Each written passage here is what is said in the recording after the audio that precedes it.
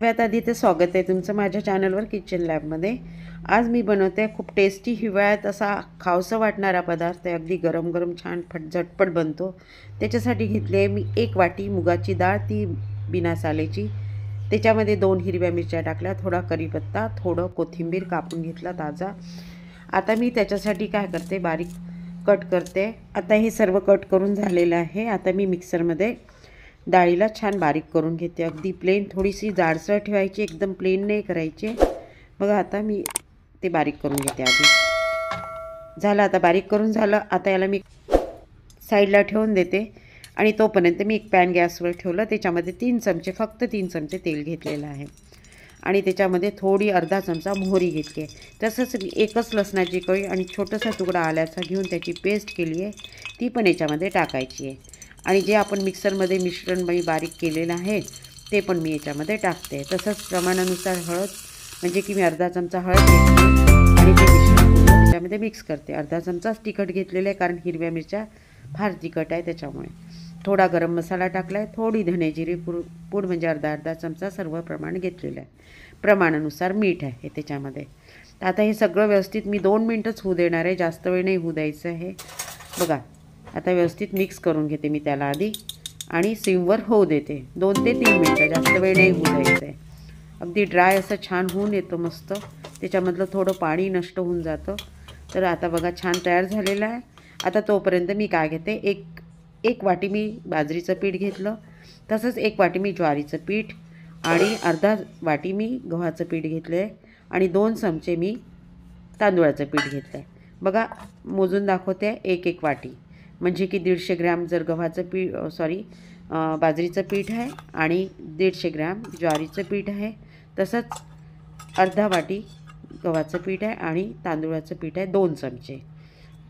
मीठ घेतलं आहे प्रमाणानुसार आणि त्याच्यामध्ये थोडे चिली फ्लेक्स। आता चिली फ्लेक्स नसेल तर काही नाही, हरकत नाही, हे तुम्ही नाही टाकले तरी चालेल। त्याच्यामध्ये मी अर्धा चमचा ओवा घेतले आहे, तसंच पांढरे तीळ अर्धा चमचा घेतला आहे, छोट्या चमच्याने घेतलेलं आहे आणि तसंच 2 चमचे तूप घातले आहे। जर तुम्हाला तूप घालायचं नाही तर तुम्ही तेल घालू शकता, काही प्रॉब्लेम नाही।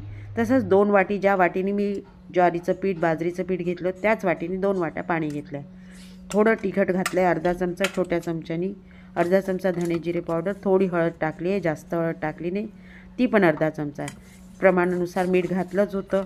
आता मी याला व्यवस्थित मळून घेते। अगदी मळायचं, एकदम प्लेन मस्त मळायचं, एकदम की असं त्याच्यामध्ये गाठी नाही पकडल्या पाहिजे व्यवस्थित। आणि पाणी अगदी थंड घेतलेलं आहे, गरम वगैरे पाणी घेतलेलं नाही आहे। बघा किती छान तयार झालेलं आहे मळलेलं पीठ।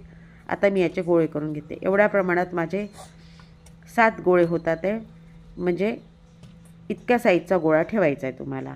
बघा व्यवस्थित आता हे अगदी थंड झालेलं आहे मिश्रण आणि कोरडं पण झालेलं आहे, त्याच्यातलं पाणी पूर्णपणे संपलेलं आहे। तर आता बघा मी त्याचे छोटे छोटे गोळे करून घेते छान। बघा 7 गोळे करून घेतले, कारण माझं पिठाचे गोळे 7च झालेले आहे। आता तेल घेते तळायसाठी मी आणि तोपर्यंत मी याला तयार करते। बघा आता तुम्ही अशी पाती तुम्ही इव्हन लाटून पण घेऊ शकता किंवा हातामध्ये वाटी पण करू शकता, जसं मोदक भरतात तसंच सेम। तर बघा असं करून घेऊ शकता आणि पाती लाटून करायचं तर पाती लाटून करू शकता। तर बघा व्यवस्थित अशी वाटी तयार केली, त्याच्यामध्ये मी आता सारण भरलेलं आहे आणि त्याला आता मी पॅक करते। पॅक करून मी त्याला व्यवस्थित प्रेस करून घेते, हलक्या हाताने प्रेस करायचं आहे। बघा किती छान तयार झालं आहे ना व्यवस्थित असं छान। तर ही रेसिपी इतकी टेस्टी आहे ना, सर्वांना आवडेल आणि हेल्दी पण आहे। याच्यामध्ये मैदा वगैरे काही यूज केलेला नाही आहे, अगदी साधी सोपी घरात अवेलेबल असलेल्या वस्तूपासून बनलेली रेसिपी आहे। तर आणि हो, तुमच्याकडे बाजरीचं पीठ नसेल तर तुम्ही गव्हाचं पीठ जेवढं घेतलं आहे तेवढंच घ्या, ज्वारीचं पीठ जरा प्रमाण वाढवून द्या आणि हो तांदूळाचं पीठाला आणखी 2 चमचे वाढवून द्या आणि 1 चमचा बेसन टाका। दुसरं काही टाकायची गरज नाही। तुमची ही कचोरी अशीच बनणार जशी आता बनलेली आहे। बघा ही कचोरी इतकी छान राहते, टिकते आणि कडक पण खुसखुशीत होते, म्हणजे सॉफ्ट पडून जात नाही। तुम्हाला सिमवर तळायची, अगदी छान होते मस्त। बघा बघितलं, गोल्डन ब्राऊन कलर आलेला आहे छान आणि खातानाही खूप छान वाटते, टेस्टी अशी। तर याच्यात तुम्ही बनवा आणि मला बघा किती छान तयार झालेली आहे ना। तुम्हाला आवडेल, नक्की ही रेसिपी ट्राय करा आणि मला कमेंट्स बॉक्समध्ये कमेंट्स द्या, सांगा की तुम्हाला ही रेसिपी कशी वाटली। तरी हिवाळ्याचं कसं छान छान बनवायचं बनवावंसं वाटतं आणि खूप काही वस्तू लागणार नाही आणि चवीला पण खूप छान होते, त्याच्यामुळे नक्की बनवा. Thank you so much.